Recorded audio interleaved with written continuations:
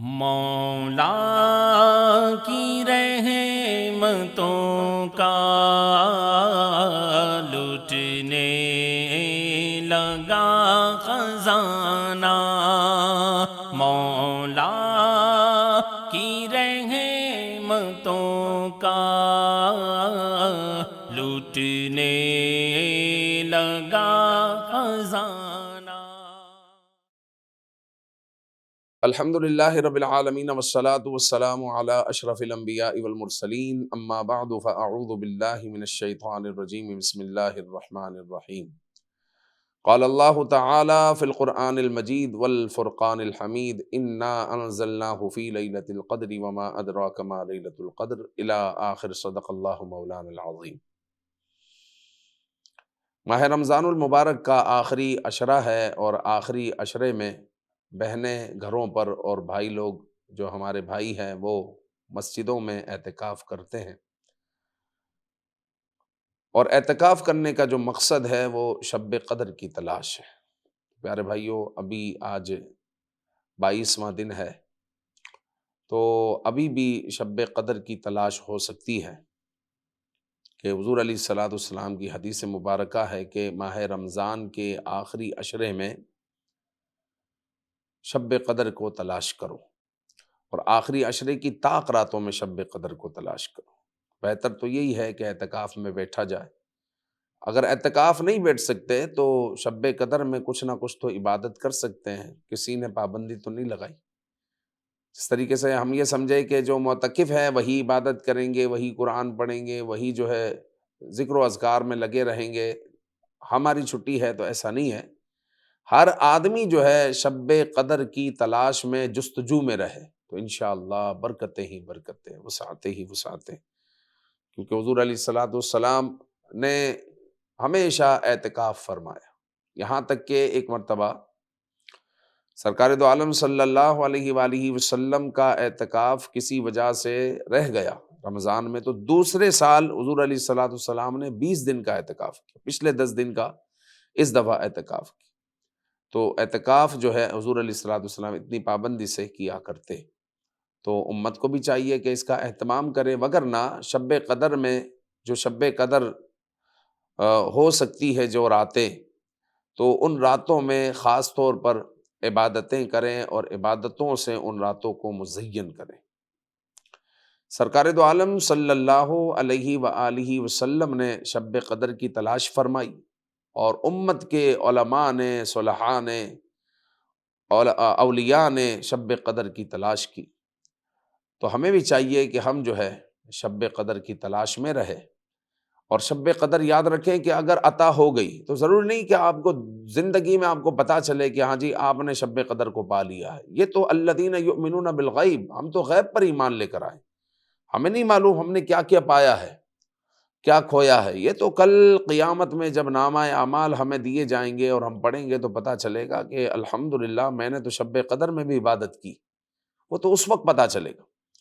کہ آپ نے مثال کے طور پر رمضان کی یہ طاق راتوں میں عبادت کرنے کی آپ کی عادت رہی ہوگی، کچھ نہ کچھ پڑھ کر سوتے ہوں گے، نفل پڑھتے ہوں گے،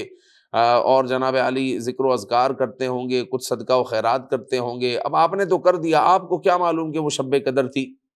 اب کل قیامت میں جب نامہ اعمال ہاتھ میں آئیں گے تو آپ کو پتہ چلے گا کہ الحمدللہ اللہ کے فضل سے جو وہ اس رات میں نے یہ عمل کیے تھے وہ تو شب قدر کی رات تھی، اور مجھے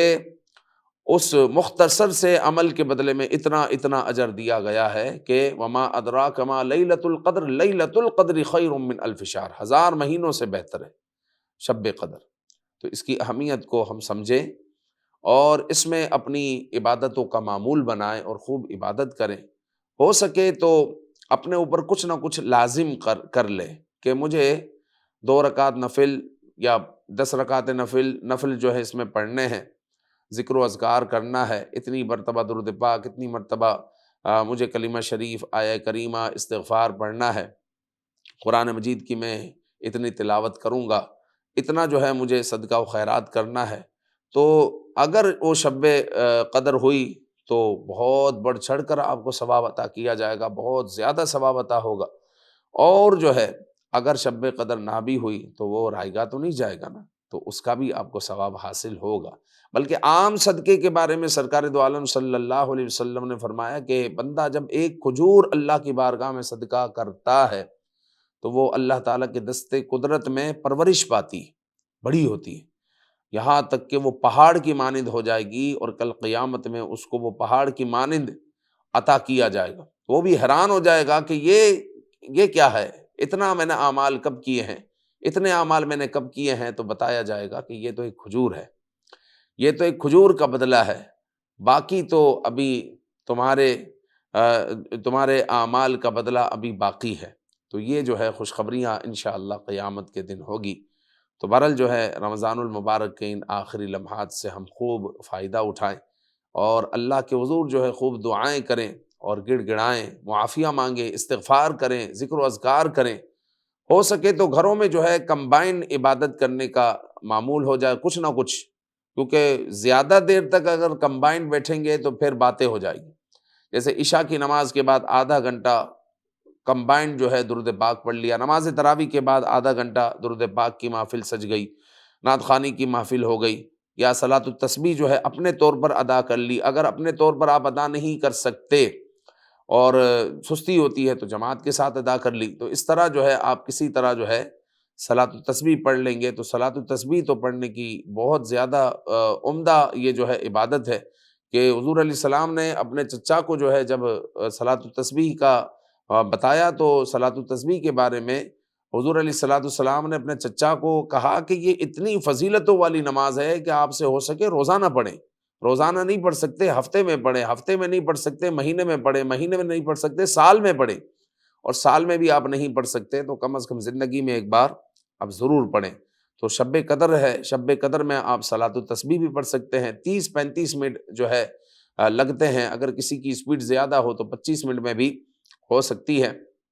تو اس طرح جو ہے ایک مرتبہ آپ شب قدر میں صلاۃ التسبیح پڑھنے کی بھی عادت رکھیں کہ ہر شب قدر مجھے صلاۃ التسبیح پڑھنی ہے۔ تو جب یہ ثواب ہمیں ملے گا اور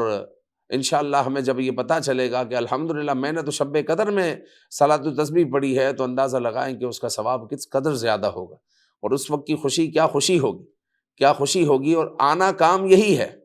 اصلاً آنا کام یہی ہے، جو کچھ ہے ہمارے پاس وہ یہیں رہ جانا ہے، یہ مال، یہ فیکٹریاں، یہ کاروبار، یہ سب یہیں رہ جانا ہے، اور قبر میں جو ساتھ اترنا ہے وہ تو نامہ اعمال کو اترنا ہے، یہ تو سب کو پتہ ہے۔ تو کیوں نہ ہم جو ہے دنیا کے ساتھ ساتھ اپنی آخرت کے بارے میں بھی سوچیں، اور جو اللہ رب العزت نے ہمیں یہ مبارک لمحات عطا کیے ہیں، ان لمحات سے ہم بھرپور فائدہ اٹھائیں، اور جو ہے ہم اس میں خوب اللہ تعالیٰ کی عبادت کر لیں، اور رب ذوالجلال کے حضور گڑ گڑا لیں، اللہ تعالیٰ سے معافیاں مانگ لیں، چونکہ یہ تو معافیوں کی راتیں ہیں، یہ تو ذکر کی راتیں ہیں، یہ تو اللہ تعالیٰ کو راضی کرنے کی راتیں ہیں۔ تو ہم جو ہے اس طرف توجہ دیں۔ بہت سارے ہمارے بھائی ہوتے ہیں کہ ان دنوں میں خاص طور پر بازاروں کی رونق بنے ہوئے ہوتے ہیں، اور پوری رات جو ہے بازار میں گزار دیتے ہیں۔ تو یہ بھی ایک ضرورت ہے۔ اب چھوٹے بچے ہیں، بچوں کو تو نہیں معلوم، بچے تو بادشاہ ہوتے ہیں، ان کو تو اپنا سامان چاہیے ہے، تو اس بارے میں بھی آپ پلاننگ کریں، یا تو رمضان سے پہلے یہ معاملات حل ہو جائیں۔ اگر رمضان سے پہلے یہ نہیں ہوئے تو اب رمضان ہے تو اب کیا کریں؟ تو آپ مکمل راتیں اس میں صرف نہ کریں، بلکہ کچھ ٹائم دے کر بچوں کے ان معاملات کو بھی نمٹائیں، لیکن ایسا نہ ہو کہ ہم ان معاملات میں ایسے لگ جائیں کہ ہم جو ہے اپنی آخرت کو بھول جائیں، یہ شب قدر کو کھو دیں، اور ان مبارک لمحات کو ہم کھو دیں اور اپنا نقصان کریں۔ ایسا نہ کریں، بلکہ اس طرف اگر توجہ کرنی پڑتی ہے، مجبوری ہے، تو اس طرف بھی توجہ کریں کہ ان مبارک لمحات سے بھی میں کچھ نہ کچھ فائدہ اٹھا لوں، اپنے رب کو راضی کر لوں۔ اللہ رب العزت ہم سب کو جو ہے شب قدر کی دولت سے مالا مال فرمائے، آمین بجاہ النبی الامین صلی اللہ تعالی علیہ وآلہ وسلم۔ مولا کی رحمتوں کا